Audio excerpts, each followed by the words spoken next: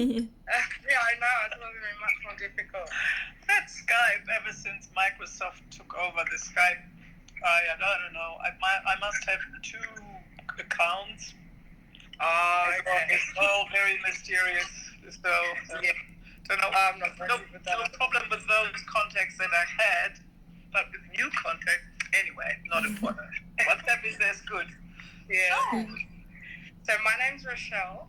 Yeah, and I'm Irene. Hello. So we just want to ask you a few questions during the interview about your life, about your artworks, and about your process, just so we can gauge a bit more of who you are as an artist. All right. Okay. So if there's any questions that we ask that you're not comfortable with or you don't want to answer, we'll just move on to the next one. Okay. All right. So the first one, we just want to know a little bit about your background, about maybe your upbringing or your education with art. Art related or life related? Both, if you like. Okay. I worked as a marketing manager in Germany for my own company, and in 1995 I came to Australia, and I figured I don't want to do the same thing at the other end of the world, so I started to study fine art at TAFE in Meadowbank, and you can do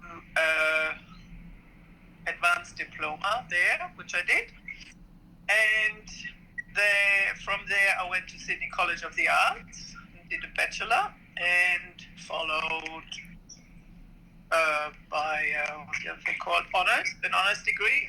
I had enough of all of that theory. Yeah. So I have been practicing my art. Yeah, really. So when did I start TAFE? That was 2002 or something like that. I don't really remember. Before that, I just did, my private paintings and drawings, and did courses, as you do as an adult person. But yeah, ever since I've done all this education, I do nothing else than art. Okay. And when you were growing up, was art something that was encouraged in your home? No. No. Okay. That was a different time. So I was born 1950 and in Germany. So 1945, the Second World War was over. There were very different times. There was no place for thinking about art. Okay. Drawing and art was my favorite. It was part of our curriculum at school. Yeah. But, you just had to get a proper job. Yeah. And I did an apprenticeship. That's what you do. And, and went from there. And then I earned quite a lot of money in my job. Yeah. Oh, that's good. Yes. But I really always loved art. I always loved to go to galleries and, was interested in it. Okay. Most probably, if I hadn't left my home country and moved to the other end of the world, I most probably would never have done that. Yeah. Because once you are in a certain network, you just stay in there. Break free of that is very, very hard. Yeah. I would never know. But as everything was new in Australia. Yeah, I know. It's very different. Yeah. Okay. So, what are you mainly trying to express through the works that you create? What I mainly express? How do you want to express, telling your audience what's your art trying to tell them?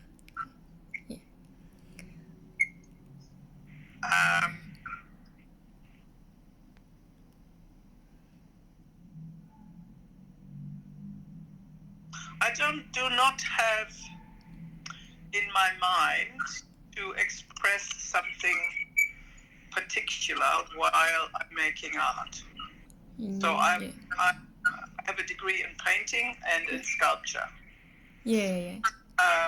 Sculpture, installation, and performance art. That was the degree at SCA. So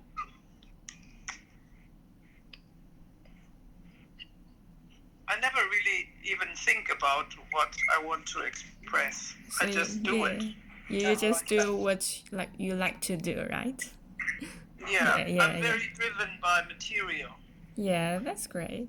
Yeah. And I don't paint. I haven't painted in the past 3 years because our studio was closed. Yeah. So before COVID-19, I went to a workshop studio environment twice a week.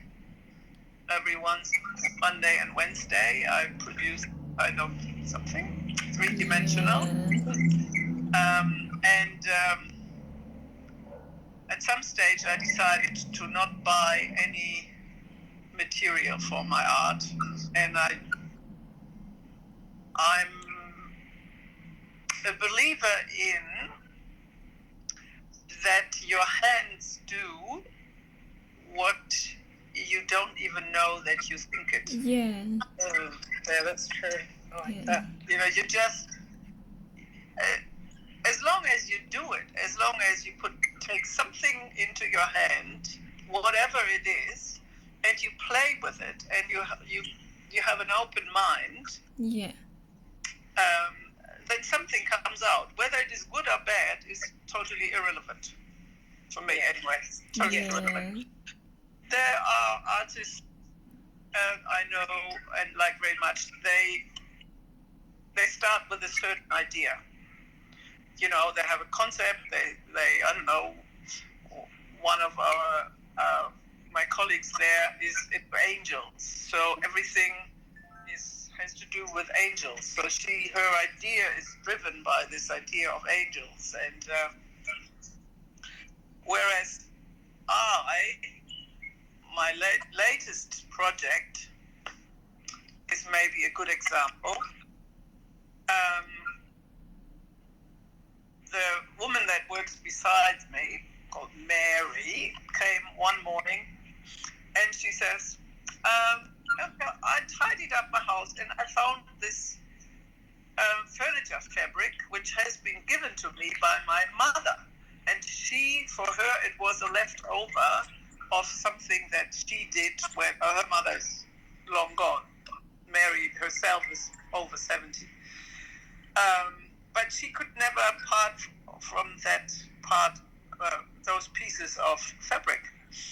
But she said, well, I think I'm now over it and I'm giving it away, or I throw it in the bin. Do you want it? And I looked at it and I said, I don't know what to do with it, but I have it anyway.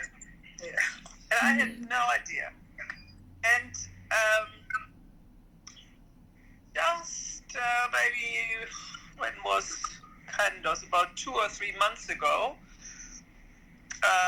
in Candos, they do this Candos Art Festival. Anyway, I went there for a couple of days, and there was this really amazing haberdashery shop where people donate stuff and then they sell it, and then the money goes to some kind of a good cause. And I just wanted to support these women who worked in the shop. And the only thing that I thought would, be interesting or wouldn't take up too much space were stitching thread. Is that a word? Yeah. Thread a word in English? Yeah. The stuff that you stitch with. Yeah. And they have these fabulous different colors. Oh, and the colors spoke to me. So I chose, 10 different ones. And they were dead cheap as well. So I had that, and it was kind of in the back of my head that one day I would do some stitching